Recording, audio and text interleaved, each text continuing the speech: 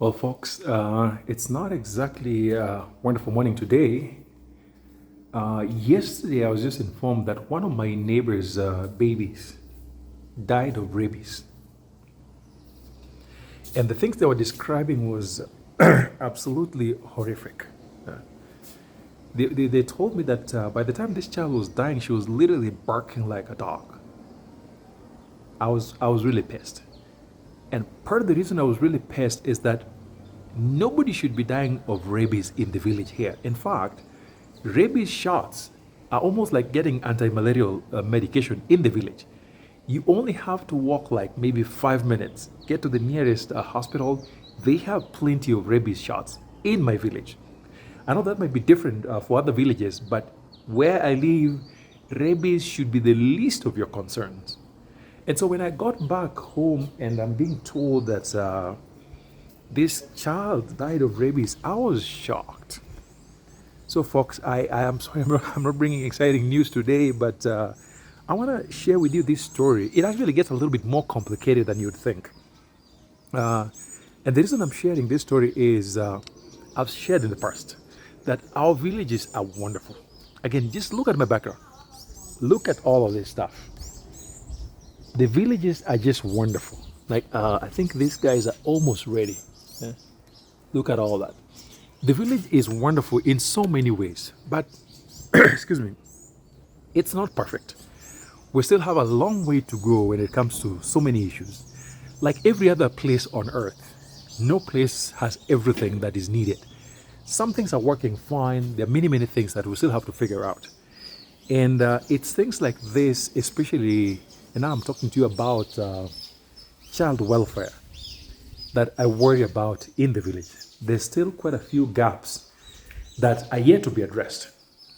And so I want to tell you this story in hopes that I can also learn from some of you who already know more than I do. Again, if you're joining us for the first time, this is Wonodede. I'm in Kisumu, Karateng in Western Kenya, just living the best part of our lives. I try to spend as much time as possible in the village, but I'm a Kenyan American who goes back and forth. And currently I'm in the village and I've been here for quite some time. So every day as I interact with the community members, as I go about my daily routine, I meet people that live with us here, I interact with folks, and I get to run into stuff like this. So yesterday I was told that this child, a 13-year-old, died of rabies. So, and this story really makes me so angry, you have no idea. So when I heard about it, I was like, let me go over there and figure out what's going on. So I went into that village and found some really interesting stuff. Anyway, folks, before I tell you the whole story, make sure you subscribe. I know you enjoy our content. All you gotta do is check if you're a subscriber.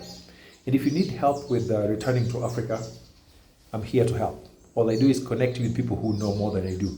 If you need help with building things like this, I have contractors, builders, architects who obviously are skilled. I can link you up with them. So again, that said, what I found out when I went to that home is that, for one, this 13-year-old was bitten by a rabid dog, apparently a neighbor's dog.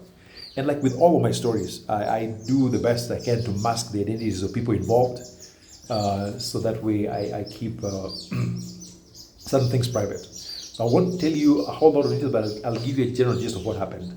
So it turns out that this child was bitten by a rabid dog owned by another neighbor. And as soon as the owner of the dog was alerted to the problem, allegedly it is reported that the owner of the dog came to that home and gave the mother to this baby money so she can go take the kid to the hospital. And again, allegedly it is reported that the mother made the decision not to take the kid to the hospital. And I was like, why would a parent do something like that? Those are some of the things that I was really mad at when I heard that.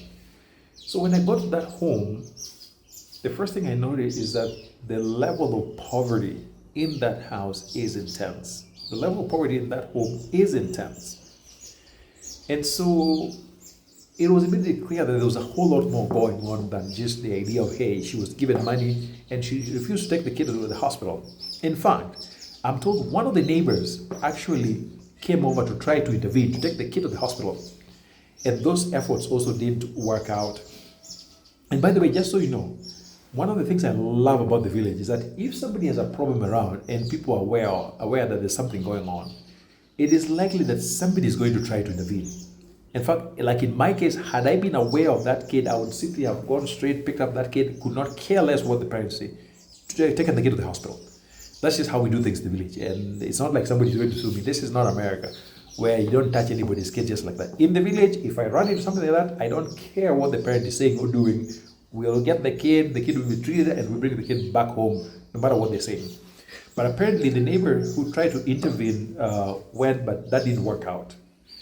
So these people sat with the kid at home until it got so far where the kid was starting to bark like a dog. At that point, of course, rabies has gone too far. There's no remedy to it. Rabies is something that you can only intervene within a certain period of time. For those who know much about this, you can only intervene within a certain period of time. So unfortunately, they waited too long. There's nothing that could have been done. And this 13-year-old little girl ended up dying. A super, super horrific death. So as a person who is returning to the village, I'm thinking things like this can happen. What would be my role to make sure that things like this don't happen? Because sometimes I have a feeling that some people, for whatever reason, in the village, take human life a little lighter than I would prefer. But also there's a good bit of it that has everything to do with poverty, where people don't just have the means. Because I'm assuming whatever money she got, she may have gone to buy food. So I don't know really what transpired, because again, all of this is reported, and so it's all alleged. So if indeed she was given money, it is possible that maybe she would have thought maybe she could have used that money to buy food as opposed to medication, because there are certain places where people decide between food and medication. And this is not just an African thing. Even in the Western world, I know people who have to decide which bills to pay, whether you're going to pay electricity this month or pay for the phone, because life sometimes can be really tough. And so economically, I think poverty could have played a role in what happened. And so a decision was made, I don't know how, not to take the kid to the hospital. If money was received, money may have been used for something else. And then I met the father to this child. A complete drunk. He's totally addicted. And by the way, there are very few people who have issues with alcohol in the village.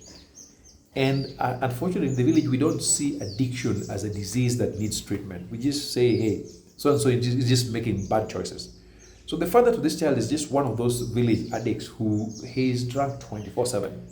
Even when I go to the home, they had to go fetch him, look for him so I could talk with him and just find out what's going on. He came and talked with me for like 2 minutes and then took off.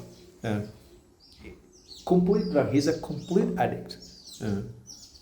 So there's issues of addiction in the village, perhaps not as much as I see in diaspora. There's a few people who are addicted mostly to alcohol. And the way we handle addiction in the village is more like, hey, that's his problem, he's just making choices, and people just drink themselves to death.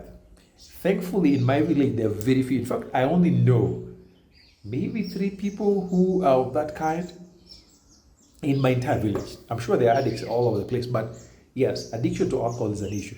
But all of these things put together end up harming kids. And so I'm wondering, how best can we address child protection services in the village? We have those actually. We do have that system. It's just that it doesn't work as well as I think it's intended. So for me, the bigger question today is how can we address these issues that end up impacting kids? Because this child really had no idea what was going on. All of this was really outside the child's control. So if you guys have any ideas as to how we can help address some of these community problems, I'm happy to hear these things out. Because as I say, folks, returning to the village is not just about us coming and living a dignified life. When we come to the village, I hope that our presence can actually change lives for the people we live with. So those of you who are coming back to the village and know more about this subject that I do, please tell me some ideas as to how we can avoid things like this. Thank you for listening, and I will see you in the next. Bye.